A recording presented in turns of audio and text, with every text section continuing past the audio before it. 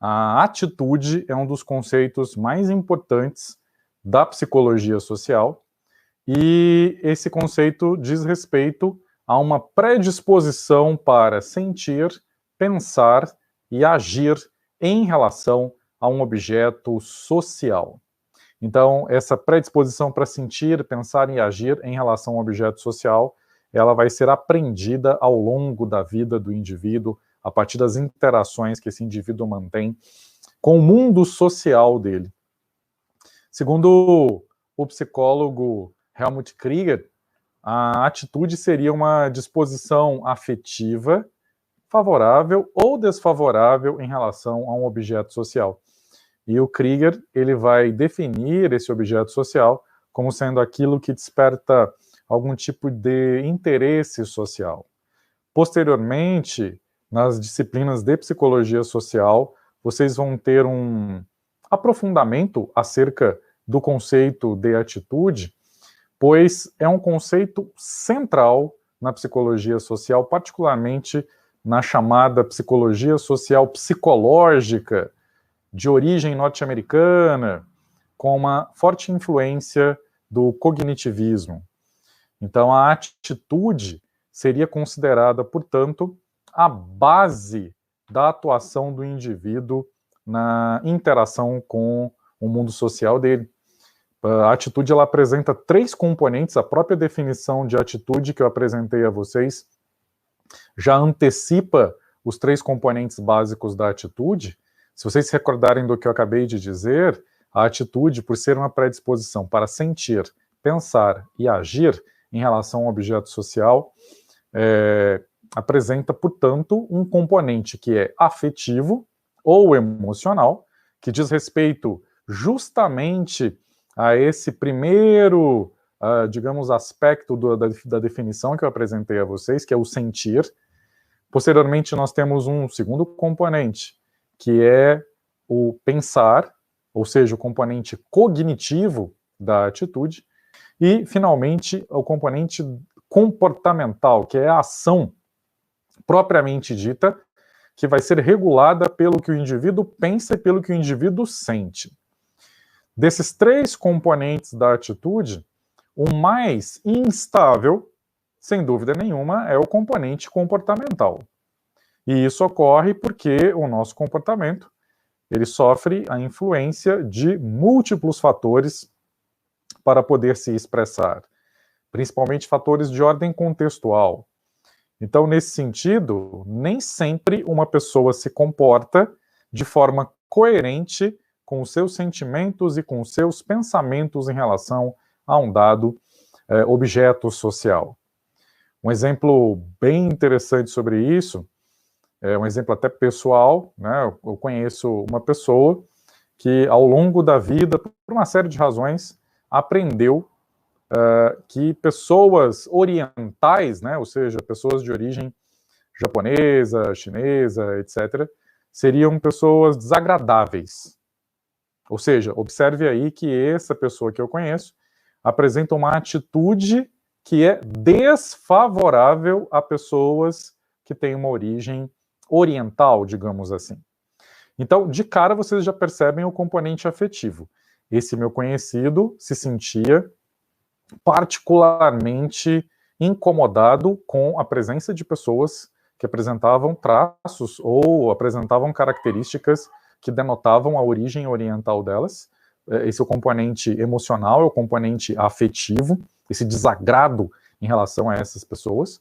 Ao mesmo tempo, ele tinha a crença que ele aprendeu, sabe-se lá onde, em qual grupo social, enfim, sabe-se lá as razões, sabem-se lá as razões pelas quais ele aprendeu esse tipo de crença, mas ele tinha a crença de que pessoas orientais não seriam confiáveis, seriam pessoas inadequadas para o convívio, enfim, toda uma série de crenças e estereótipos, né, acerca de pessoas orientais, e por isso o comportamento dele era de franca hostilidade em relação a pessoas de origem oriental, descendentes de japoneses, chineses, coreanos, etc. No entanto, assim que ele terminou a faculdade, um dos primeiros empregos que esse meu conhecido teve foi justamente num determinado local cujo responsável principal era um descendente de japoneses. Ah, meus caros, na hora de garantir o primeiro emprego, vejam, não houve coerência nenhuma entre pensamento, sentimento e comportamento.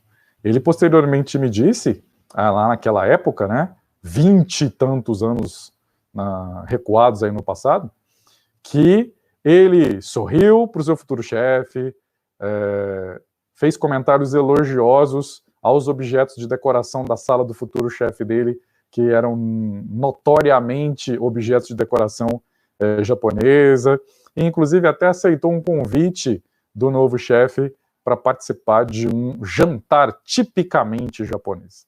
Então vejam, o fato de a pessoa se comportar de uma forma distinta em relação aos componentes afetivo e cognitivo da atitude é muito normal, é muito comum, melhor dizendo.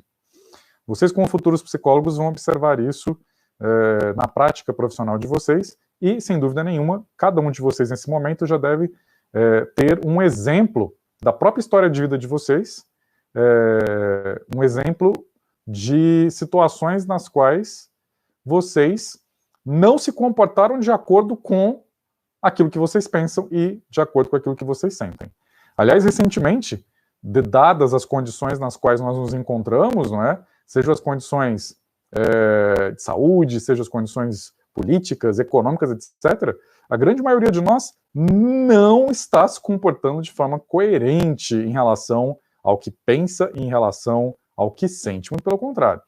Se nós o fizéssemos, provavelmente teríamos muitas rebeliões, muitas revoltas por aí, não é verdade? Voltando à discussão sobre a atitude, esses 3 componentes da atitude permitem, portanto, uma avaliação muito interessante. De acordo com esse modelo, né, de atitude, se você conhece as crenças que as pessoas possuem, se você sabe acerca dos sentimentos que essa pessoa nutre em relação a determinado objeto social, existe uma grande probabilidade de que você seja capaz de prever o comportamento dessa pessoa em relação a esse objeto social.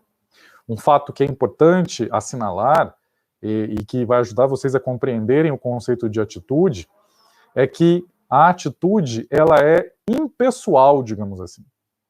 Veja, aquele meu conhecido, ele não nutria uma antipatia específica pelaquela pessoa, não é? No caso, o chefe dele. A antipatia que ele sentia era por uma abstração, ou seja, pessoas orientais. Então, nesse sentido, o que acontece? O indivíduo, ele tem uma predisposição desfavorável, não em relação a uma pessoa real. Ele tem uma predisposição desfavorável em relação a uma abstração social, um grupo específico. E você, naquele momento, ao julgar, ao perceber aquela pessoa como representante desse grupo, você passa a se comportar em relação a ela, não em termos de uma pessoa interagindo com outra pessoa, mas sim de uma pessoa interagindo com um membro de um grupo em relação ao qual você tem sentimentos desfavoráveis, em relação ao qual você nutre determinadas emoções desagradáveis e que você possui crenças bastante negativas em relação a esse grupo.